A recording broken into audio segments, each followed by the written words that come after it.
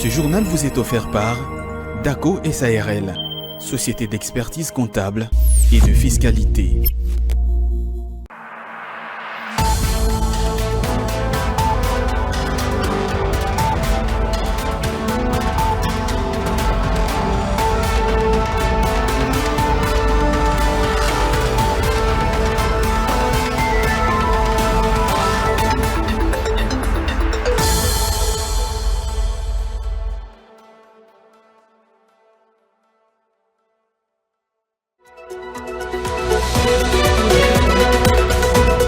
À l'occasion du tout premier congrès de l'Ordre national des experts comptables, prévu pour le 11 et 12 juillet prochain, l'association de femmes expertes comptables, par l'entremise de sa présidente, a félicité les autorités de cette organisation en invitant les personnes intéressées de visiter leur stand qui sera installé lors de ces tout premiers congrès. Le prix du pain communément appelé pain pistolet produit par l'usine de panification de Kinshasa UPAC en sigle est passé de 300 francs congolais à 400 francs congolais, soit une augmentation de 30% il y a quelques jours. La révision à la hausse de cette denrée inquiète les commerçants mais également les consommateurs qui se sont exprimés au micro d'Ecofin Télévision. À suivre dans ce journal. C'est tout pour le titre, mesdames et messieurs. Bienvenue dans cette grande édition du journal sur Ecofin Télévision. Tout d'abord, face à la perte du pouvoir d'achat des agents publics, une commission interministérielle avait été préconisée en vue d'étudier minutieusement cette problématique des hautes portées sociales. Le but de la dite commission sera, entre autres, d'évaluer l'impact du réajustement de salaire de base au taux budgétaire 2024. C'est le vice-premier ministre en charge de la fonction publique, Jean-Pierre Liaou, qui l'a proposé lors de la dernière réunion du Conseil des ministres présidée par la chef du gouvernement, Juliette Soumina-Toulouka. Suivez. L'inflation galopante, les taux de change instables depuis un moment, la dépréciation du franc congolais, voilà le principal mot qui ronge la vie sociale de la population congolaise, avec comme incidence particulière la perte du pouvoir d'achat des agents publics. Une situation qui avait été débattue de fond en comble lors d'une réunion bipartite gouvernement et banque syndicale le 10 novembre 2021. Une rencontre ayant abouti à la signature d'un protocole d'accord avec des engagements convenus à propos, entre autres, de la grille barémique.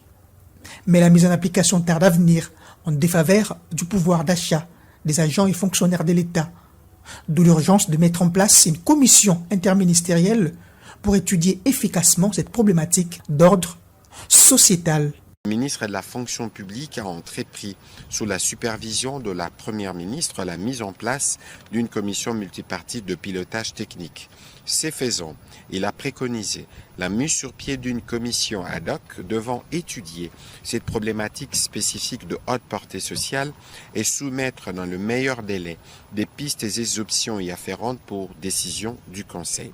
Cette commission interministérielle va réunir les experts de la fonction publique, du budget et des finances avec les concours des experts de la présidence de la République et de la primature dans le but d'examiner la situation, d'évaluer l'impact du réajustement du salaire sur base au taux budgétaire 2024 et de proposer les modalités pratiques de mise en œuvre, lesquelles seront discutées avec différents bancs syndicaux. Rappelons que le vice-premier ministre en charge de la fonction publique, Jean-Pierre Liaou, a mentionné cette problématique dans l'une de ses notes d'information présentées lors de la 5e réunion du Conseil des ministres tenue en fin de semaine dernière.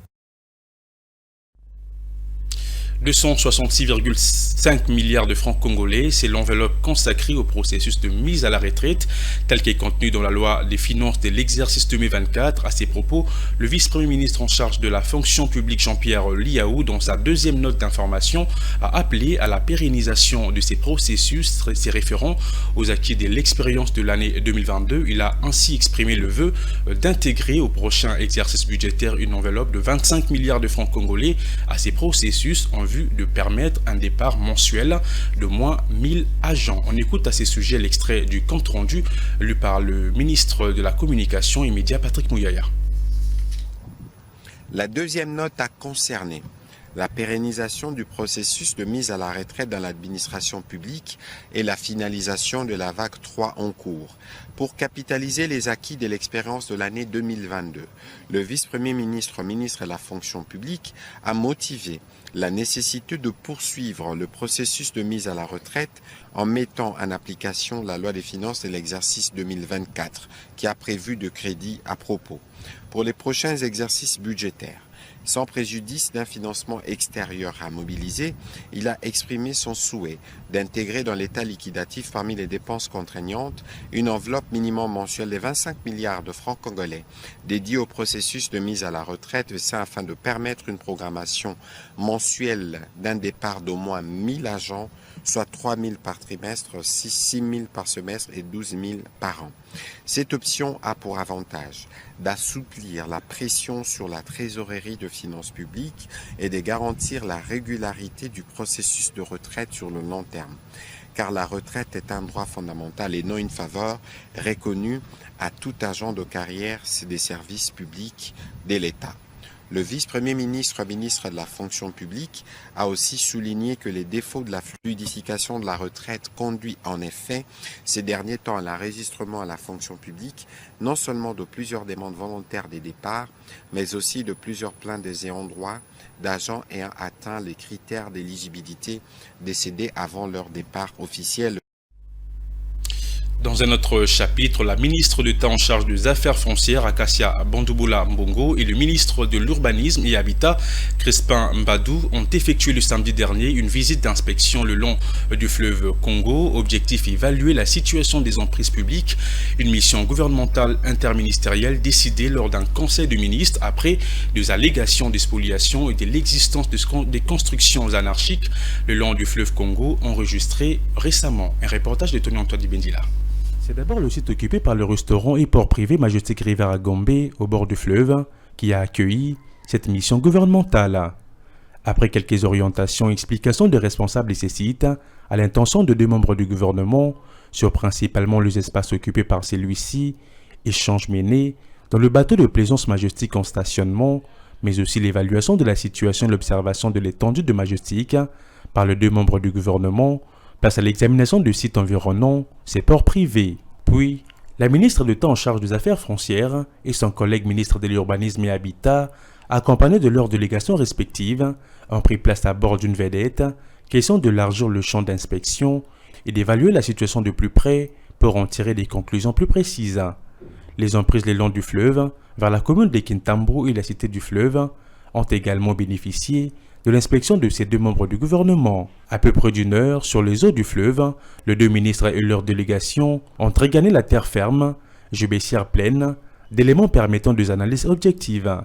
La première leçon des sondes d'inspection est ainsi réservée au président de la République, Félix-Antoine Tshisekedi, et la première ministre, Judith Suminwa.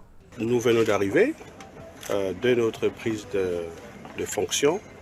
Il nous a été rapporté qu'il y avait des constructions qui se faisaient le long du fleuve.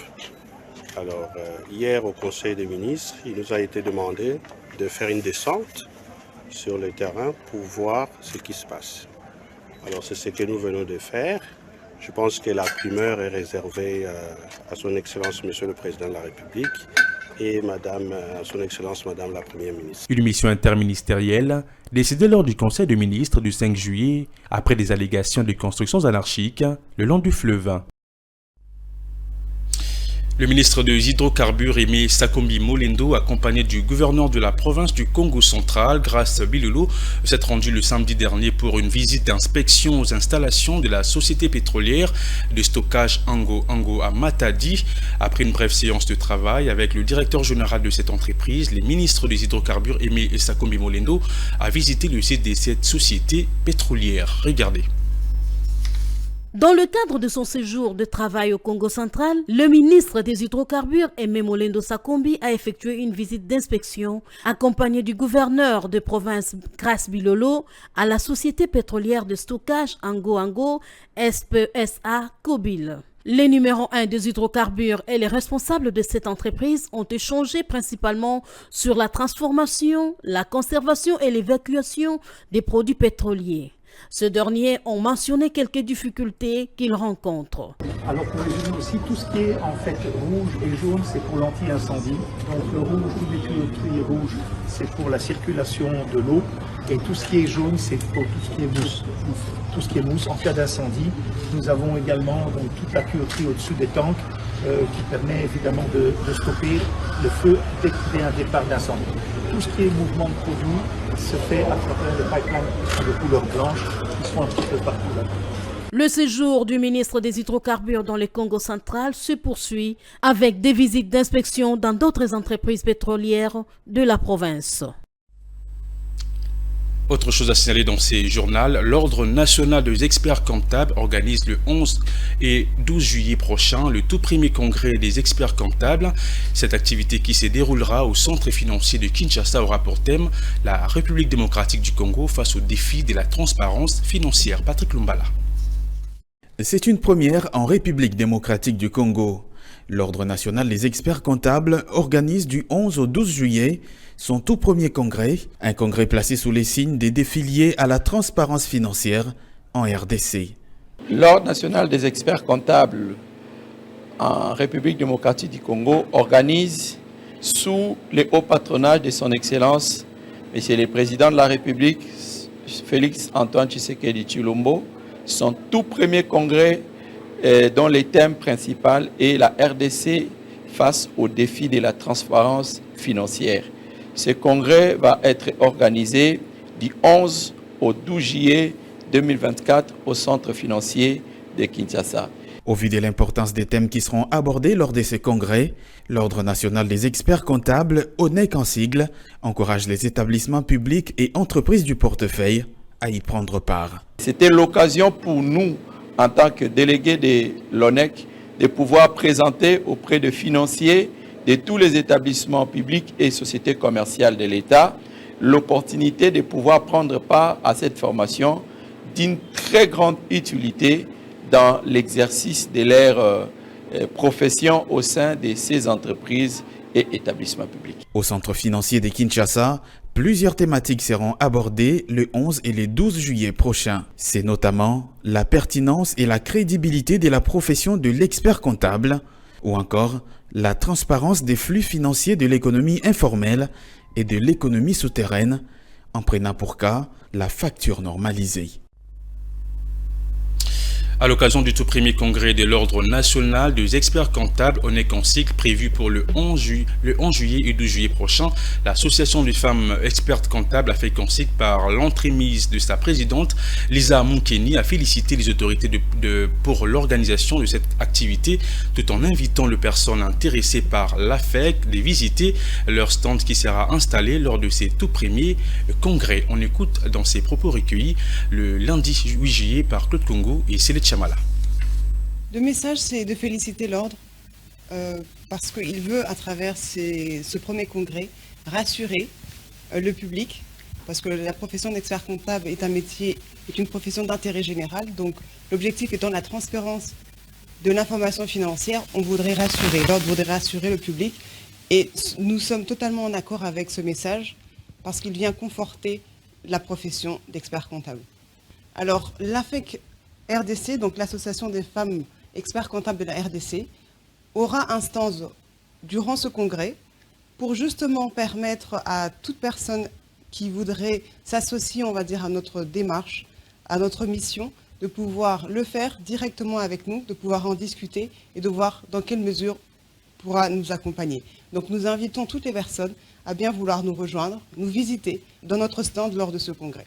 Alors le message que nous voulons apporter, c'est l'existence de femmes experts comptables dans la profession. Elles existent, elles sont là, elles sont déterminées et elles sont aux côtés des hommes. En marge de la relance du projet Crédit Véhicule par le syndicat national de médecins Sinamed en cycle, une journée porte ouverte a été organisée en fin de semaine dernière. C'est enfin de permettre aux médecins membres du Sinamed, bénéficiaires de ces crédits, de voir et palper du doigt les différentes marques d'engins mises à leur disposition. Ozeka Bomba et Pichuntita pour le reportage. C'est une journée portes ouvertes qui marque une nouvelle étape dans la relance du projet Crédit Véhicule du syndicat national de médecins. John Senga, secrétaire général du Sinamed, explique. nous avons organisé une journée porte ouverte pour le lancement du projet achat véhicule neuf pour tout médecin. En fait, c'est un projet porteur pour les médecins que nous avons au niveau de notre bureau depuis quelques temps. Et donc aujourd'hui, nous avons, avec la CFAO, organisé cette journée porte ouverte pour que les médecins viennent voir, viennent toucher, viennent palper par eux-mêmes les véhicules qui nous sont mis à disposition par la CFAO. Et donc les médecins ont visité toutes les gammes, tous les types de véhicules, tous les modèles, en vue de faire le choix approprié.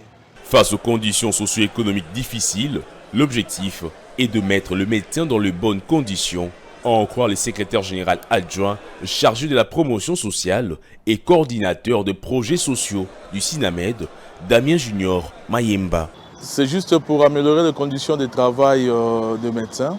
Et souvent, les conditions socio-économiques de notre pays ne permettent pas à ce que les médecins soient mis dans ces conditions. Mais le SINAMED ne pouvait pas rester muet face à toute cette situation. Par les moyens qui sont à sa possession, fait de son mieux de trouver tant soit peu, comment est-ce que aider, accompagner les médecins, de faire le travail comme il le faut dans des meilleures conditions. Au cours de cette journée, certains médecins remplissant les critères établis ont souscrit à ces projets qui consistent à offrir à crédit de véhicules aux médecins affiliés au SINAMED. Autre chose dans ces journaux, hormis la concurrence déloyale imposée par quelques opérateurs économiques étrangers, le taxe et impôt se présentent également comme des obstacles à surmonter par les entrepreneurs congolais, selon Abdoul Moualim, responsable d'un supermarché. Interrogé ce lundi, celui-ci sollicite l'implication du gouvernement congolais dans le but de les aider à alléger leurs charges pour favoriser le développement de l'entrepreneuriat en République démocratique du Congo. Un reportage de Claude Congo et Edi Bouma. Les entrepreneurs congolais disent être victimes de la concurrence déloyale imposée par certains opérateurs économiques étrangers. Ils exigent du gouvernement l'application des dispositions légales qui les protègent face aux investisseurs étrangers. Nous ne sommes pas contre la présence des expatriés sur le sol congolais dans le secteur du commerce. Nous contestons le fait seulement qu'ils vendent également leurs articles en détail, autant que les font les nationaux. Par la même occasion, il demande à ce que les gouvernements puissent tabler sur la question de la multiplicité des taxes et impôts qui sont devenus une lourde charge. Nous sollicitons la clémence des autorités pour ce qui concerne les taxes et impôts. Nous voulons que les autorités les allègent. Ça pèse beaucoup sur notre activité. Raison de plus, de temps à autre, nous majorons le prix des produits que nous vendons. C'est là, indépendamment de notre volonté, car nous voulons également capter quelques revenus. L'allègement de mesures de l'imposition de taxes impliquerait également la baisse de prix sur le marché. Bien que l'État congolais, ces dernières années, a multiplié des initiatives en faveur des entrepreneurs sur les terrains, les questions liées à la concurrence déloyale et aux charges qui représentent les taxes et impôts continuent à poser problème. Je l'annonce au sommaire de ces journaux. L'usine de panification de Kinshasa, UPAC en sigle, a revu à la hausse le prix du pain communément appelé pistolet, qui se vend désormais à 400 francs congolais alors qu'il s'est vendu à 300 francs congolais il y a quelques jours. Une augmentation de plus de 30% et le prix du pain appelé carré a connu quant à lui une légère hausse passant de 700 à 750 francs congolais. La révision à la hausse de ces denrées inquiète les commerçants mais également les consommateurs qui se sont exprimés dans ces reportages de David Mwende et Jerez Loutété. Les prix des pains, appelés communément pistolets et carrés, produits localement par l'usine des panifications de Kinshasa UPAC, sont à la hausse depuis 2 jours. Dans différents coins de la capitale, les commerçants de ce produit de base pointent du doigt la dépréciation de la monnaie nationale face aux devises étrangères comme cause principale de cette augmentation. Une situation qui pénalise fortement leurs activités commerciales avec des pertes considérables. C'est depuis la fin de la semaine dernière que nous observons cette flambée de prix de pain à Kinshasa, dont celui qu'on appelle communément le pistolet. Il est passé de 300 francs à 400 francs congolais. Les raisons de cette augmentation restent méconnues. Nous avons été surpris de voir que le pain pistolet est passé de 300 francs congolais à 400 francs congolais lors de la commande. Malgré cette hausse de prix, nos pourcentages sont restés les mêmes. Nous n'arrivons plus à passer convenablement et surtout en grande quantité la commande des pains comme dans les passés. Le ministère de l'économie nationale est ici invité à s'investir pour stabiliser le prix sur le marché et trouver un équilibre, car c'est plutôt le pouvoir d'achat du Congolais lambda, déjà fragile et qui est frappé de plein fouet. Place à présent à la revue de presse, lui est sélectionné par Osé Kabamba.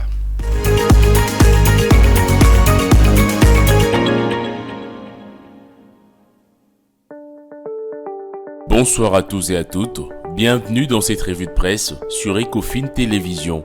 La référence plus titre dans sa 5e page, le gouverneur Grace Bilolo et le ministre Molendo Sakombi s'accordent pour la mise en place d'un fonds pétrolier. Entre ces lignes, le journal rapporte que le ministre des Hydrocarbures, Aimé Molendo Sakombi, et les gouverneurs de la province du Congo central, Grace Bilolo, ont manifesté leur volonté de mettre en place un fonds pétrolier.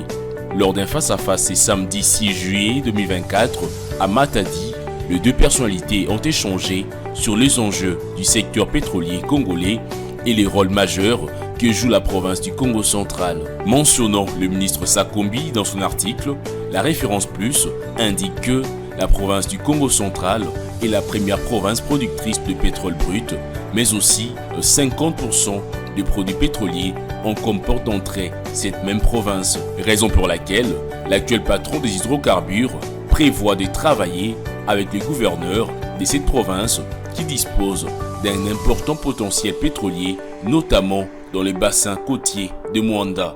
En outre, le tabloïd renseigne que, en 2022, le gouvernement de la RDC avait lancé un appel d'offres pour l'attribution de 27 blocs pétroliers et 3 blocs gaziers dans le pays, estimant le potentiel à 22 milliards de barils.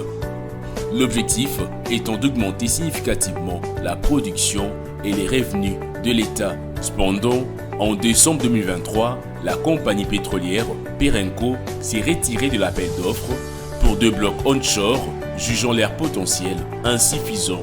Aux confrères de renchérir, bien que les Congo central recèlent d'importantes ressources pétrolières, leur exploitation soulève des défis économiques et environnementaux pour la République démocratique du Congo.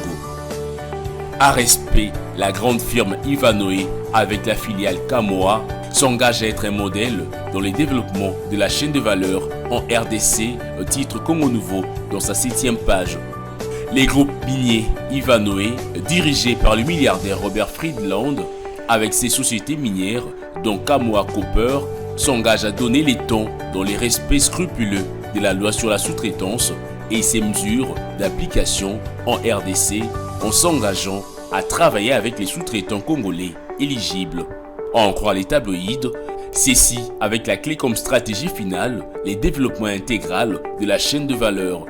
C'est le message qui ressort de l'audience accordée au vice-président de cette firme internationale, M. Olivier Boningo, par les directeurs généraux de l'ARESP, l'honorable Miguel Cachal Katembe, qui a noté avec satisfaction le soutien de cette grande multinationale à la politique du chef de l'État, Félix Antoine Tshisekedi Tshilombo, pour l'émergence de la vraie classe moyenne. Congo Nouveau renseigne que, dans la déclaration commune, après l'audience, les deux personnalités ont clairement affiché leur volonté commune de travailler désormais pour l'accès de sous-traitants éligibles au marché disponible au sein de Kamoa.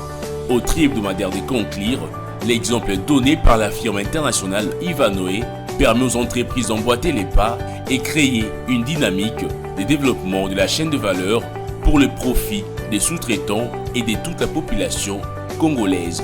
Fin de cette revue de presse, à tous et à toutes, merci de l'avoir suivi.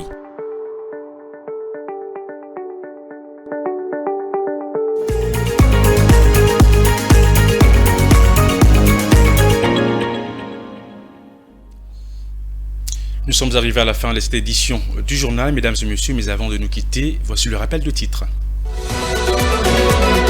À l'occasion du tout premier congrès de l'Ordre national des experts comptables, ONEC-ONSIC, prévu pour le 11 et 12 juillet prochain, l'association des femmes expertes comptables, par l'entremise de sa présidente, a félicité les autorités de cette organisation, tout en invitant les personnes intéressées de visiter leur stand qui sera installé lors de ce tout premier congrès. Vous l'avez suivi, ce journal. Le prix du pain communément appelé pain pistolet produit par l'usine de panification de Kinshasa UPAC-ONSIC est passé de 300 francs congolais à 400 francs congolais, soit une augmentation de 30% il y a quelques jours. La révision à la hanche de ces denrées inquiète les commerçants mais également les consommateurs qui se sont exprimés au micro d'Ecofin Télévision. Reportage que vous avez suivi dans cette édition du journal. Ce journal est complètement terminé, mesdames et messieurs. Merci de l'avoir suivi et bonne suite des programmes sur Ecofin Télévision.